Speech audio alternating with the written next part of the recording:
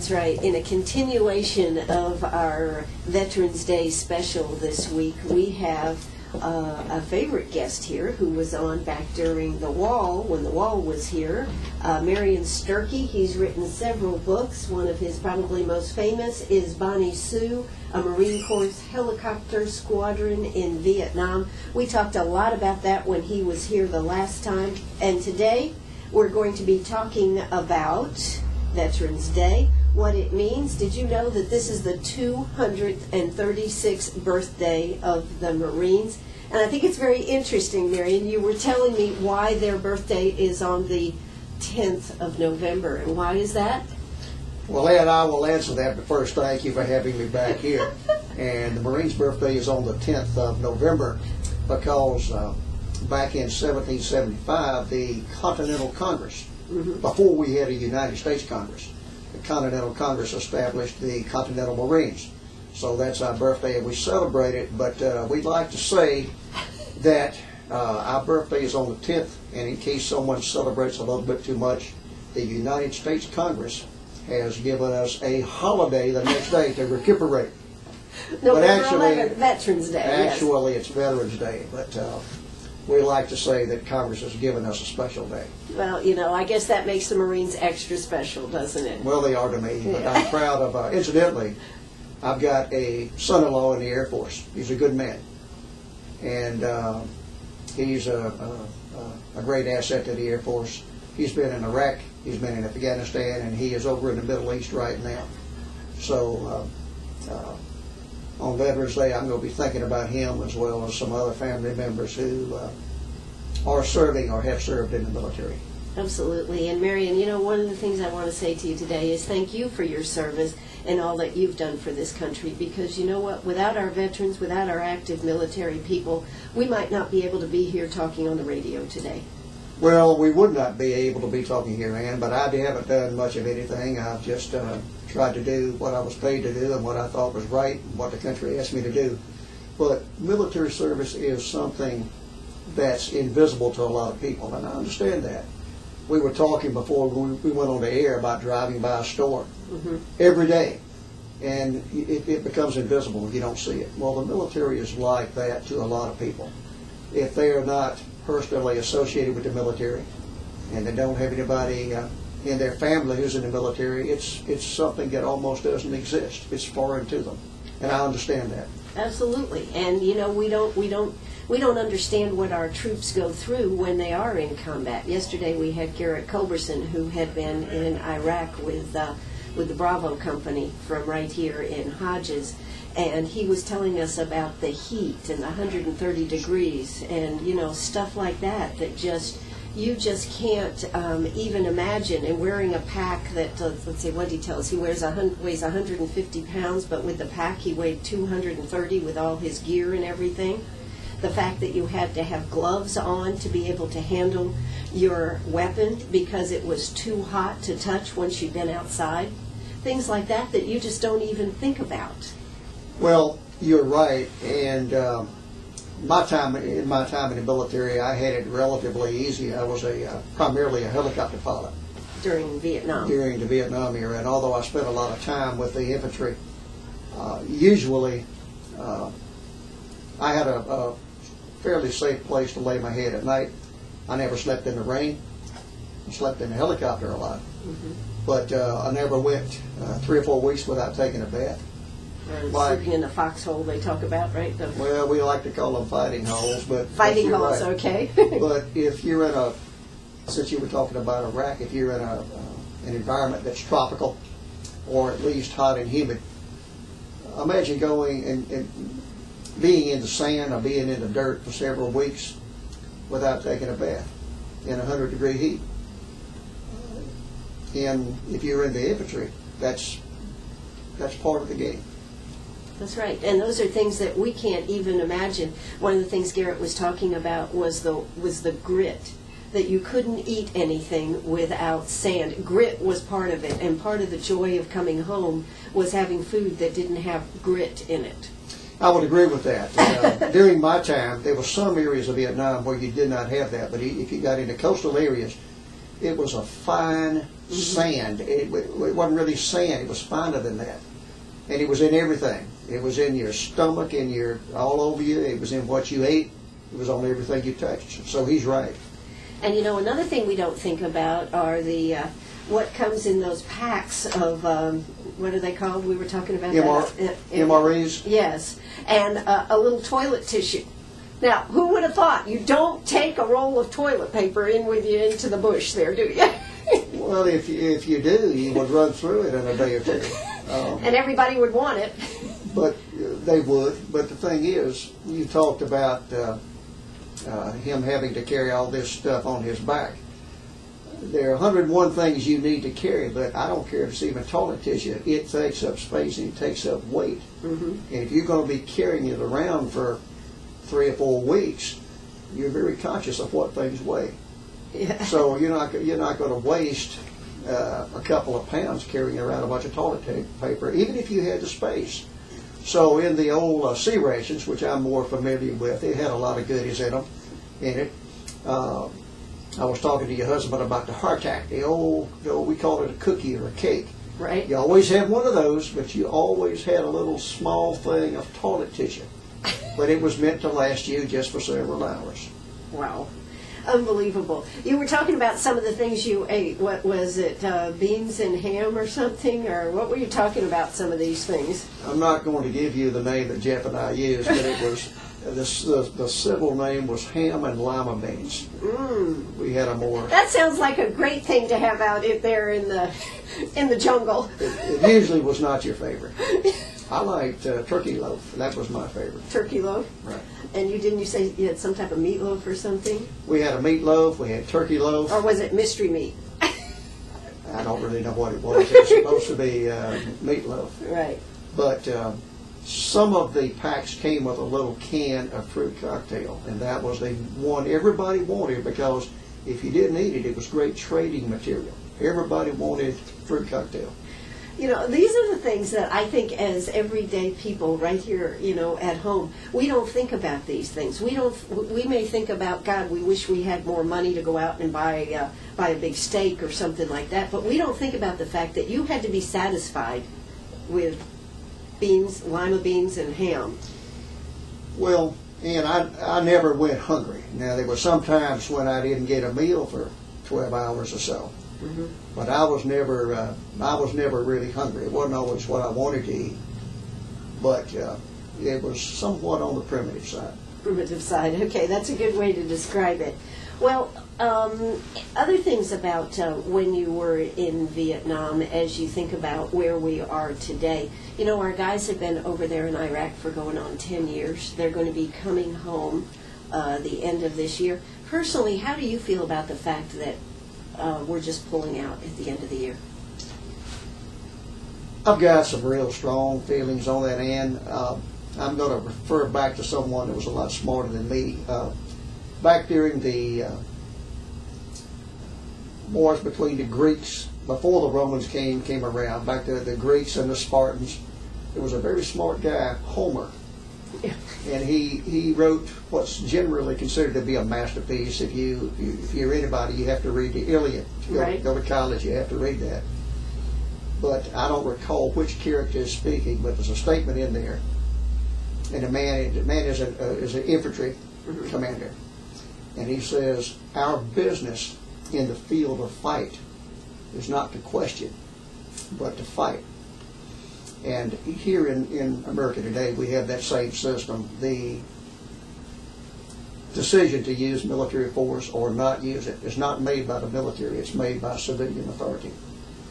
So a lot of people in the military don't really give any thought to the reasons why. It's sort of like Kipling said, you know, ours not to reason why, ours but to do and die.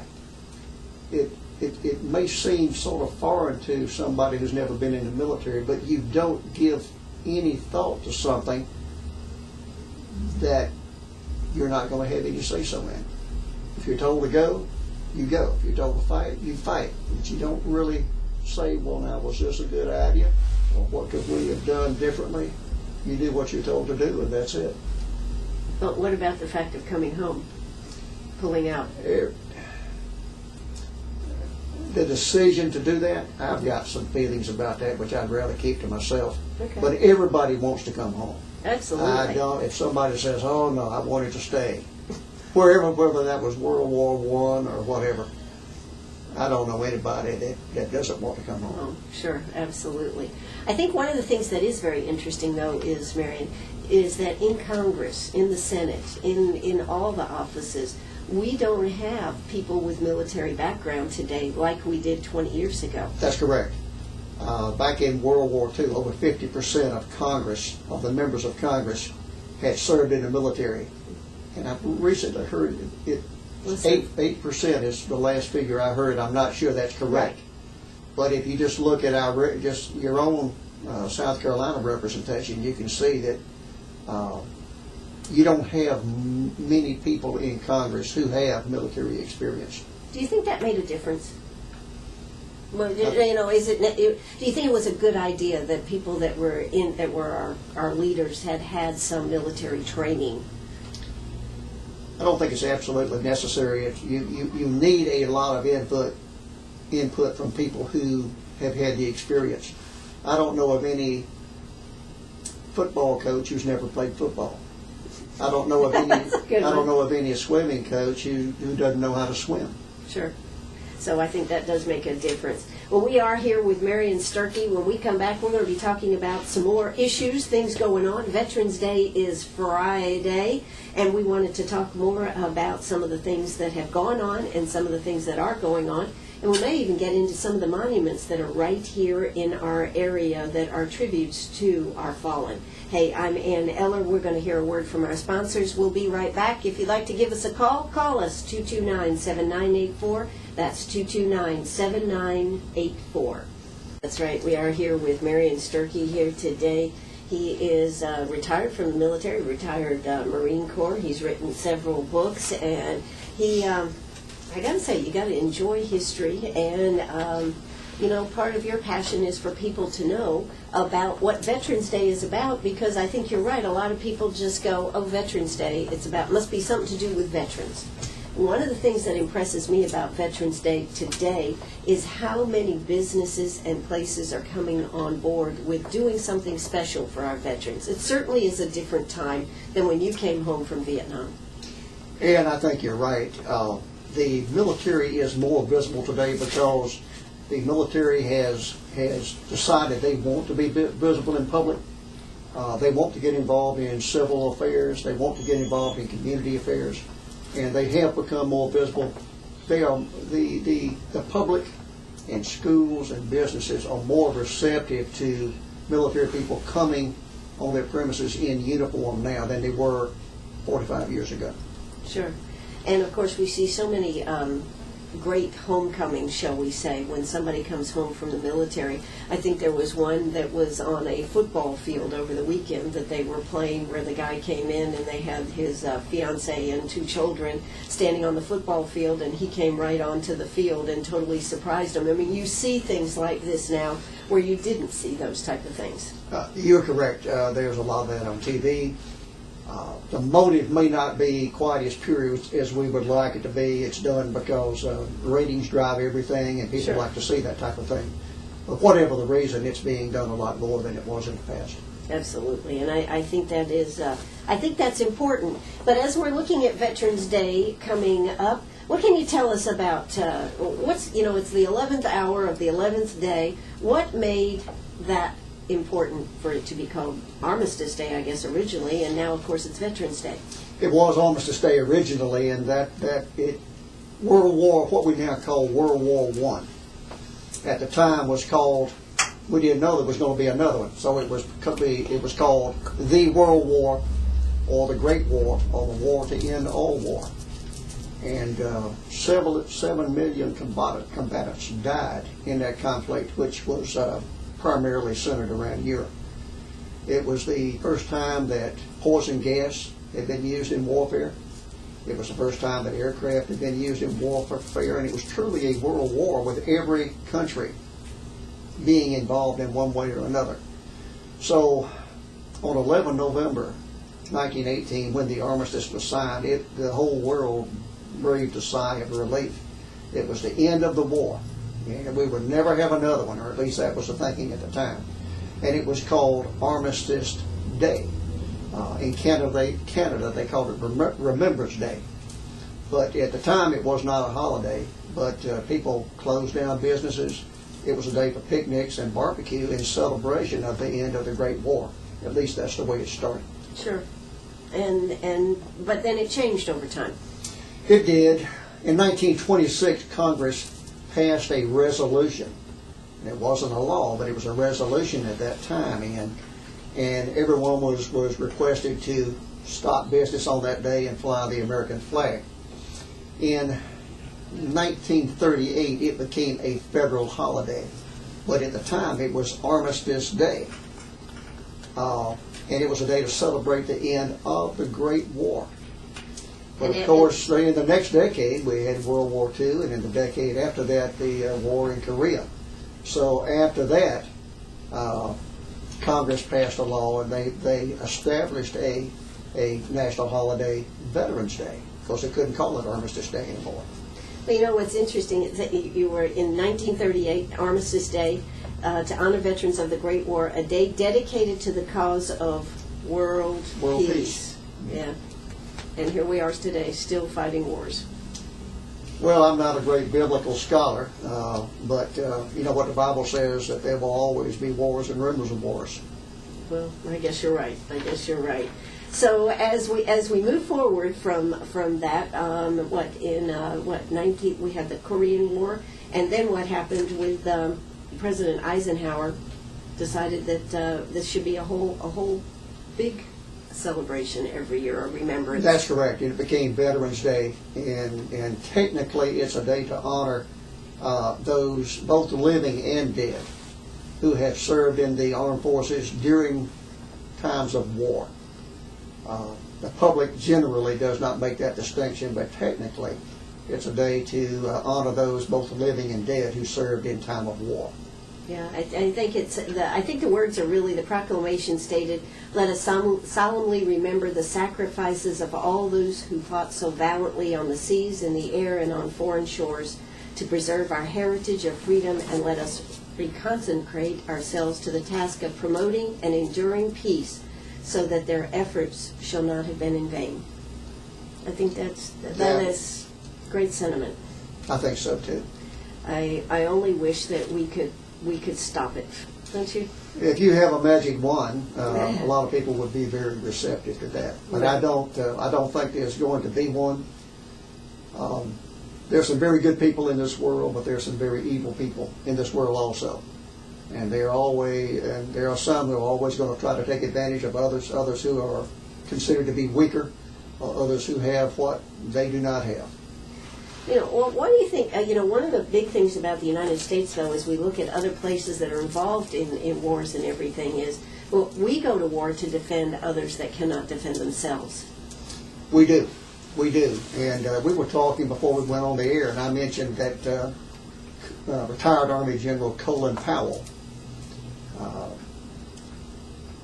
made a very famous statement a few years ago about the fact that the American military in the 20th century has gone overseas on many, many occasions, not to get us anything here, not to create an empire, not to gain wealth, but to ensure the rights and freedom of others.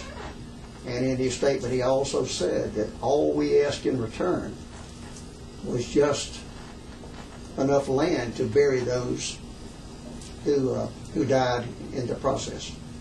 Absolutely. And why is it our country does that? Why is it? Why do we feel like we are the defenders? Maybe I'm a little, maybe I have rose-colored glasses on, but I think basically this country is made up of good people. Do we have bad folks? Yes, we do. Do we have people who don't buy into the American way of life? Yes, we do. But basically, I think we have good people. I think we have people who are concerned about the welfare of others, and not just our neighbors here in this country, but our neighbors overseas. And they believe that so strongly that they are willing to go put their lives on the line and sometimes lose them to ensure that other people have the rights and liberties that we have here. You know, I've never seen this written anywhere, but if you really stop and think about it, this country is not about perks. It's not about privileges. It's not about entitlements. It's not about rights. This country is about service, not necessarily in the armed forces, but service and sacrifice. Again, not necessarily in the armed forces.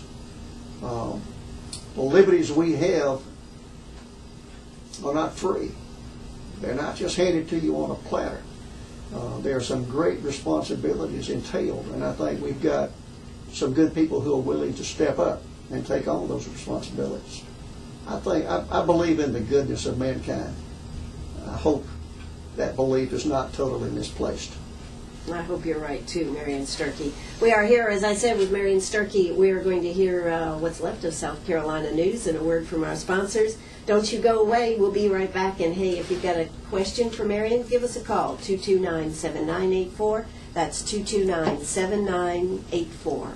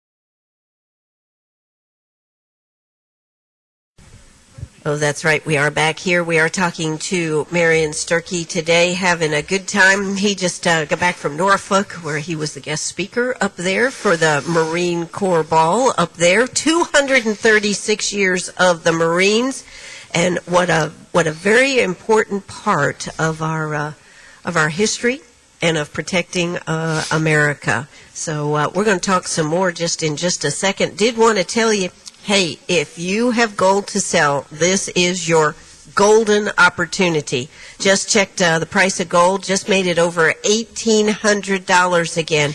Listen, don't wait. I'm telling you, who knows what tomorrow will bring. Right now, over $1,800, though. Come see us today. Take advantage of the price.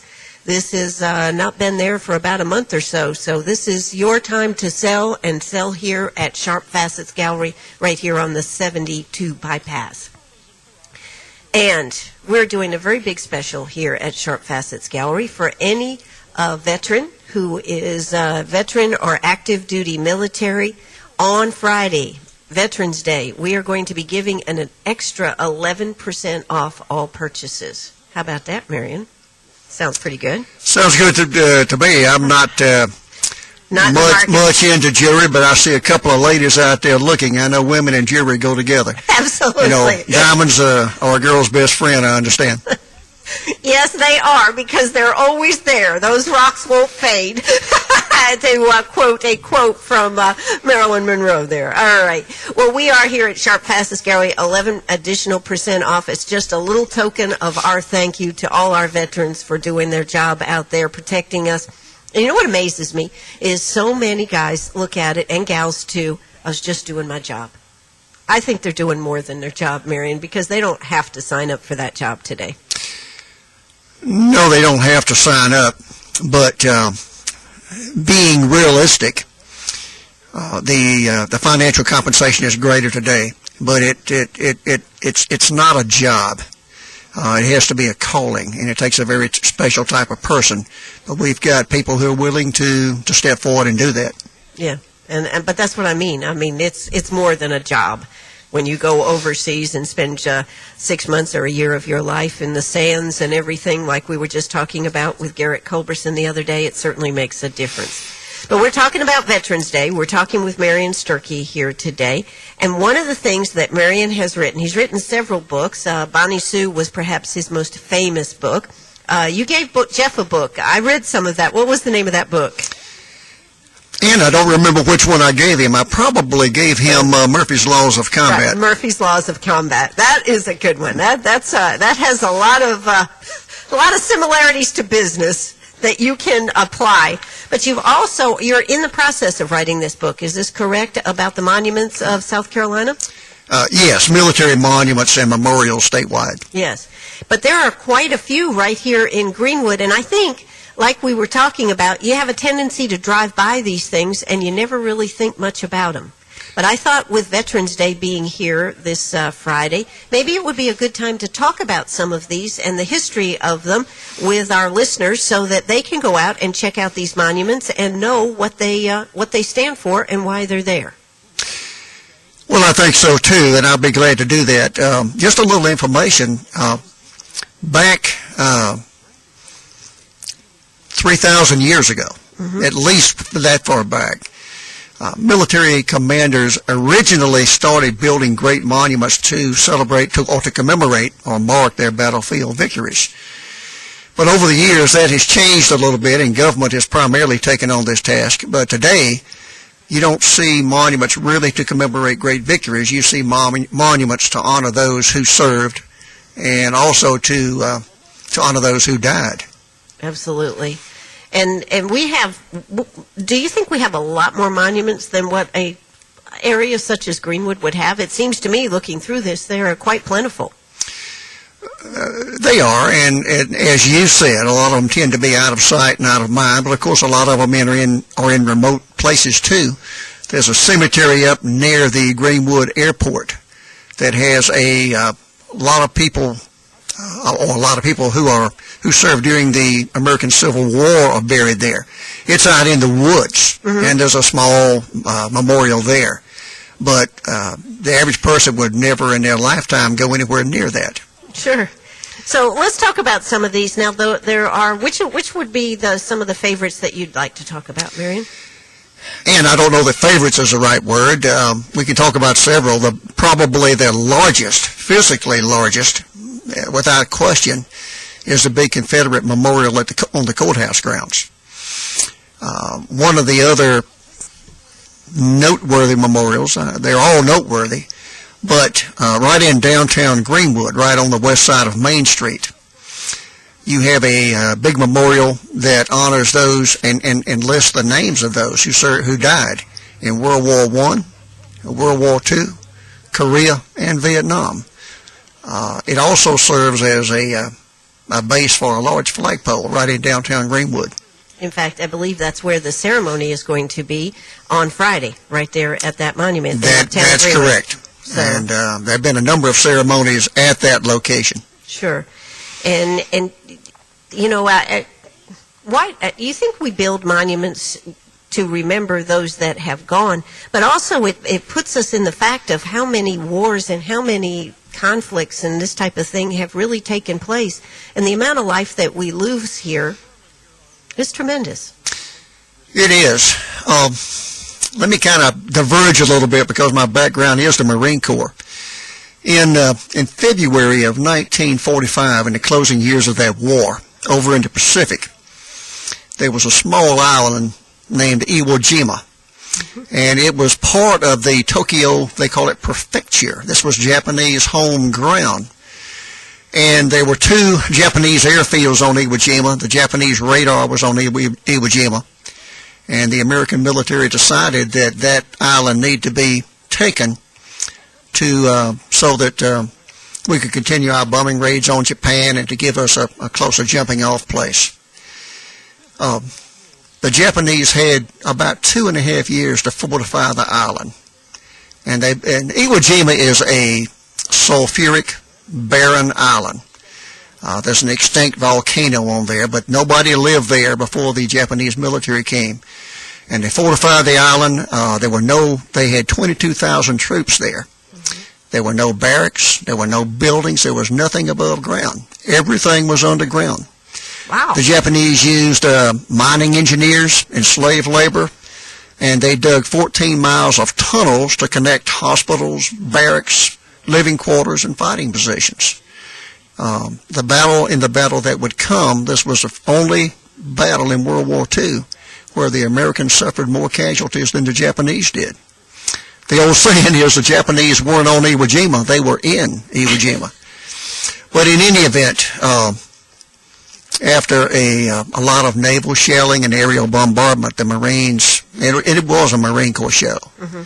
They invaded that island on 19 February, and on the 23rd of February, they had cut off and surrounded Mount Suribachi, which was the extinct volcano.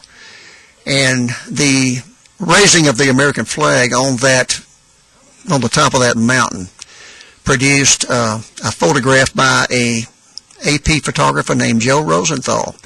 It's without question, it's considered the most famous photograph in the world. Even more famous than the guy kissing the gal when the war was over? Yes, in New York, yes, very, very much more famous. Okay. That's a great shot. Yeah, it is a great shot. But the thing is, that island is roughly 5 miles long. Okay. I don't remember if it's 6,200 and something or 6,500 and something, but over 6,000 Marines died on an island 5 miles long. 19,000 were seriously injured, and all but 200 of the 22,000 Japanese died. Wow. So you've got well over 10,000 people dead, roughly 19,000 seriously wounded, both Japanese and American, over a little godforsaken fly-speck barren island that nobody lived on. That's the reality of warfare. It's not pretty. It's not something we're proud of, but that's a reality. And in this country, Veterans Day is a time to remember those who fought there and died, and remember those who fought there and survived, as well as those who fought and died and survived from other conflicts in other places. The Marine Corps War Memorial up in our nation's capital, incidentally, is the largest bronze memorial monument in the world. And a quote stemming from that battle is on there. Uncommon valor was a common virtue. Nowhere on there does it say anything to the effect, we won a great victory, or glory to the victors, or this was easy. It doesn't say that. Warfare is as unfortunate as it is, it's reality. And a lot of people are willing to go and put their lives on the line to secure the freedoms of others that they don't even know. That's true. That's reality. That is the reality, and that's one of the things that Garrett Culberson, who just came back from over there in Iraq, to say that the people over there, yes, they want their freedom, and yes, in his words, he said, yes, we should be there to help get them their freedom. As a matter of fact, if you look at the retention rates and re-enlistment rates in the American military, by far, I mean, it's no contest, the highest re-enlistment and retention rates are among the troops who are deployed. They believe in what they're doing, they see a need for it, and they're proud to step up and say, hey, regardless of the hardships and privations and danger, I'm ready to go for 4 more years. Why do you think sometimes the American public doesn't support that act, then? Well, the American public doesn't.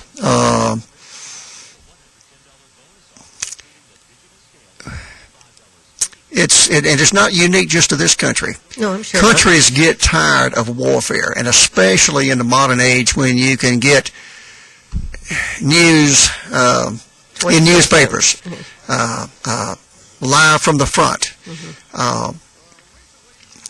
You grow tired of it because it is a brutal business.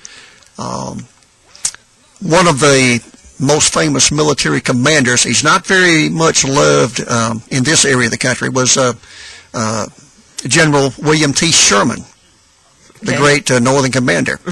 But in the 1880s, I forget the exact date, in his old age, he was speaking to a gathering of military veterans and young men. And I can quote what he said. He said, there's many a boy here today who looks on war as all glory. But boys, war is hell. And he added, it's only those who have never heard the shrieks. You don't see me reading anything. No, you're not reading anything. I know what he said. Yes. He said, it's only those who have never heard the shrieks and groans of the dying who cry aloud for more blood, more vengeance, and more destruction. War is hell. It is. And it is. And you're right. There's a lot of us who have never heard that and will never hear that, those cries. We are here with Marion Sturkey. We will be back after this word from our sponsors. Don't you go away.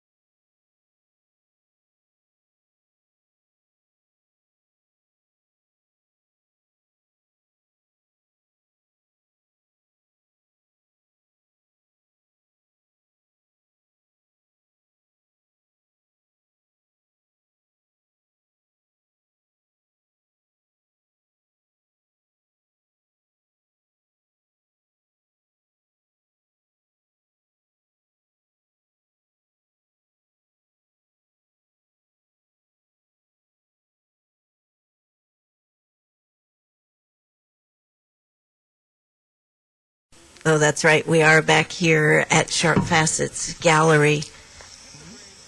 And Marion was just sharing something with me, and I think it's probably so true, because those of us that have never been in a war situation or never been in any type of combat other than maybe, I don't like you, combat, we don't understand what it is like. And you were just sharing the fact that so many people will talk about the time that they have in the military, but they don't talk about that combat moment.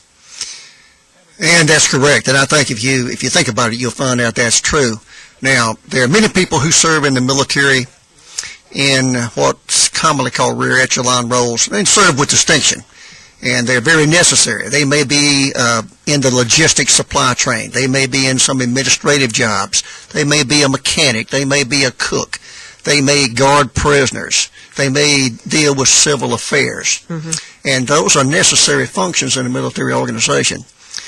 And if someone is talking about guarding prisoners, for example, we can all basically understand that. Somebody's talking about working on trucks in some supply depot. We can all understand that. But people who've actually been in what the military calls close combat don't talk about it. They don't, and they can't. It's not possible to explain all the emotions involved. You just can't. You can't do it.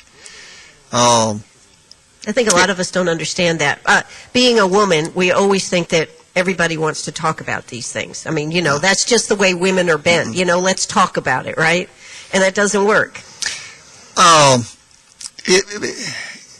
It doesn't work because if you're talking to someone who has not shared that experience, they cannot appreciate what you're talking about. It's absolutely foreign. And there are emotions like fear, obviously, that's in there, loyalty, mission, survival, looking out for your fellow man. They'll be looking out for you. The intensity and depth of those emotions are totally foreign to somebody who hasn't shared the experience.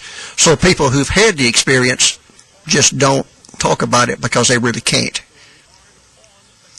I know I talked to several people, military people who had been in the military when the wall was here.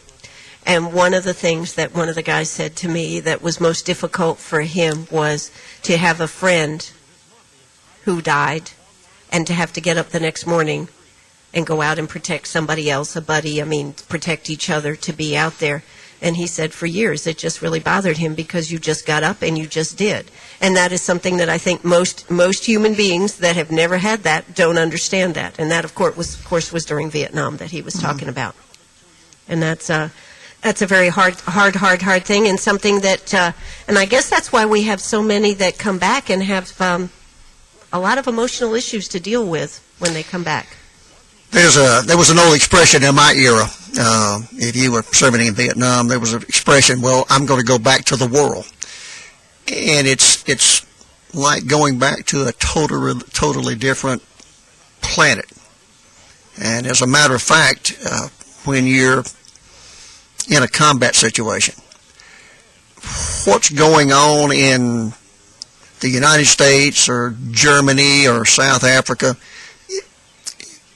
it's not that you don't care. The concern just doesn't exist. It doesn't matter. It's literally like it was on another planet.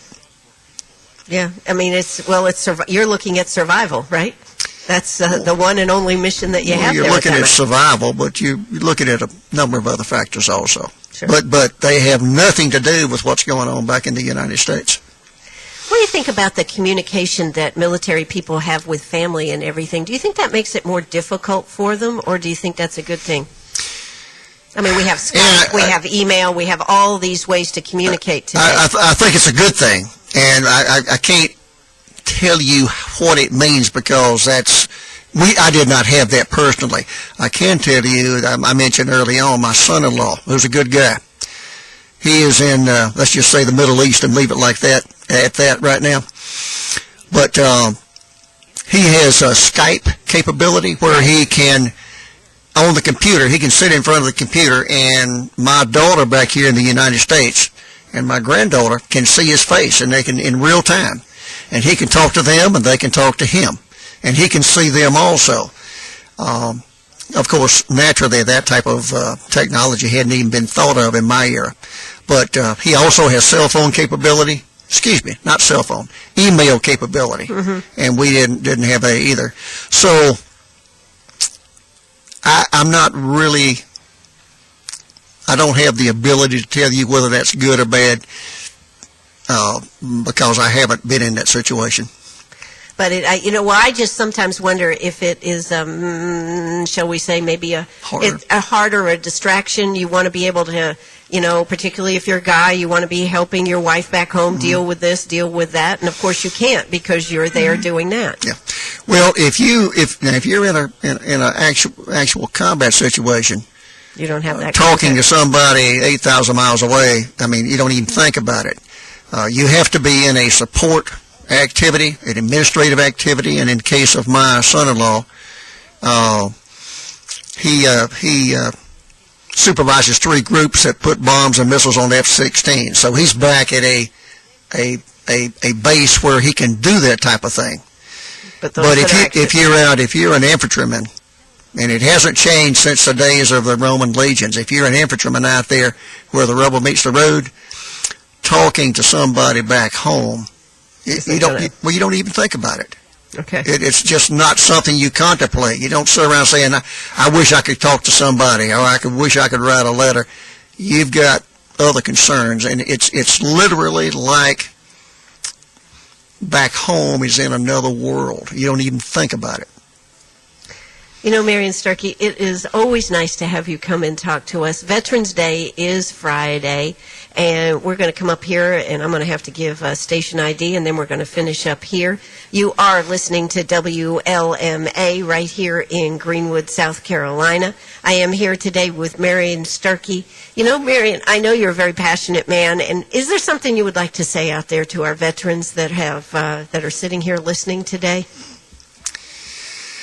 And I don't have the magic words, but I think I speak for many when I say I didn't do anything exceptional. I didn't do anything glorious. I did what my country asked me to do. And when I say our country, that's what society needs and what society asks us to do.